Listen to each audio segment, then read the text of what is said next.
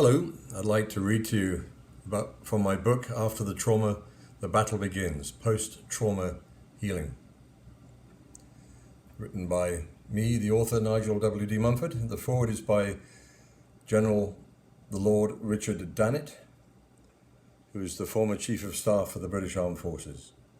The picture on the front of the book, I think, explains a lot. Hello. I'd like to read from my book, After the Trauma, notes from the author. The author's personal description of post-traumatic stress. The mind is witness to a catastrophic event. The intellect cannot cope with what it has seen. The body reacts physically under duress. The heart receives emotional scar tissue. The soul weeps. This mental trauma is a total body reaction to horror.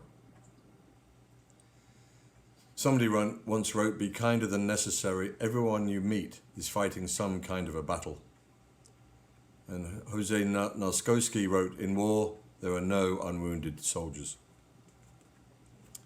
This book is written for post-traumatic stress sufferers and for their loved ones. PTS is a type of anxiety disorder. It can occur after you've seen or experienced a traumatic event that involves the threat of injury or death, yours or others.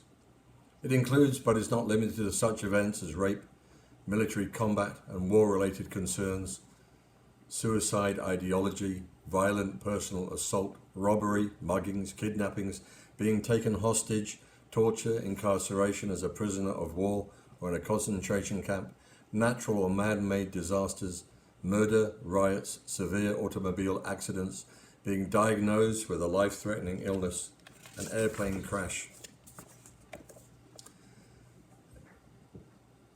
a falling building, a bomb blast, random shootings, school bullying, abuse, sexual abuse, gang violence, and acts of terrorism, or unexpectedly witnessing a dead body or body parts.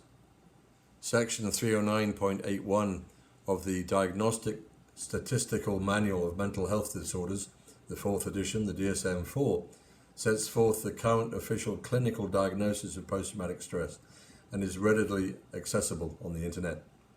All verses from this book are from the Holy Bible, contained here and from the New International Version. For the warrior, Deuteronomy 20, verse 1. When you go to war against your enemies and see horses and chariots and an army greater than yours, do not be afraid of them, because the Lord your God, who brought you up out of Egypt, will be there with you.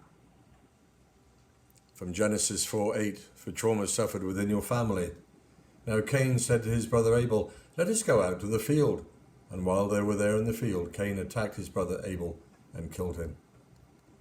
For Isaiah 41:10, for family members and caregivers.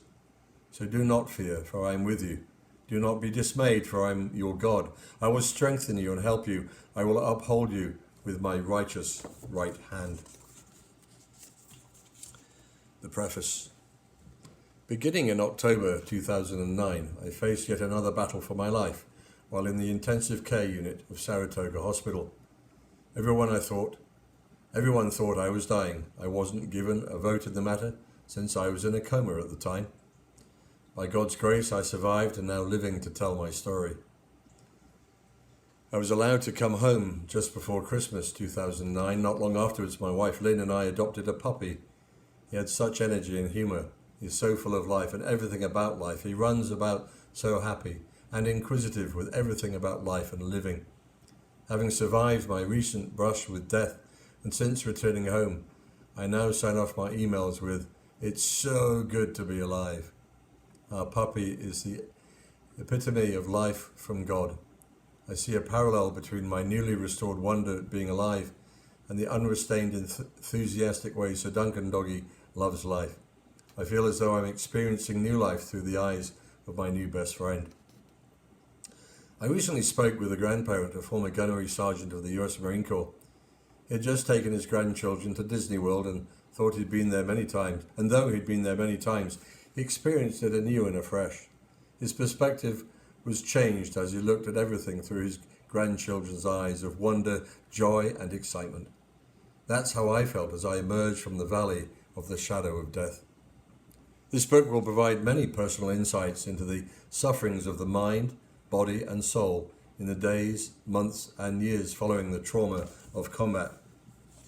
These combat zones may include wars fought in the home, childhood terror memories, wars abroad, the horrors of military battle and wars of survival, trauma from life-threatening illness. All traumas can lead to suffering from what is diagnosed as post-traumatic stress. The symptoms of PTS are triggered by terrifying life experiences in the theatre of war, in the mind, at home, or in the supposed safety of a child's bedroom. Post-traumatic stress can also result from childhood exposure to combative or abusive parents, siblings, extended family, as well as neighbours and even babysitters. First responders, those in the business of rescuing people, such as firefighters, emergency medical technicians and police, are also potential victims of post-traumatic stress. Since trauma can be imprinted in the mind by witnessing another's life being threatened with death, first responders are frequently troubled by what they encounter at the scene of an accident or natural disaster. I pray that this book will help those who have been traumatized to understand what it has happened to them and to be encouraged that they do not have to continue life in fear. I also pray that this book will help those who care for sufferers of post-traumatic stress to feel less stressed and guilty as they nurture their hurting loved ones. My hope in writing this book is that post-traumatic stress victims and those who care for them will become aware and grab hold of the process of healing from trauma and will give themselves grace as they battle to regain their right minds and their ability to live in freedom. Post-traumatic stress is nothing new. Our understanding of it continues to evolve, but this disorder has been a scourge of mankind since creation. I never ceased to be amazed at the evidence of its historic existence that popped up as I wrote this book. I found a moving quote carved in the north entrance of the DuPont Circle Metro stop sign in Washington, D.C., written in 1865, taken from Walt Whitman's the poem The Wound Dresser, as contained in his book, Leaves of Grass. The massive engraving reads, "Thus in silence, in dreams, projections, returning, resuming, I thread my way through the hospitals. The hurt and wounded I pacify with soothing hand. I sit by the restless all dark night. Some are so young. Some suffer so much. I recall the experience sweet and sad." Whitman nursed Civil War soldiers as they fell in battle. Those are the verses quoted on a wall in D.C., but the poem's entirety, they are protected by these revealing words penned by the traumatized poet.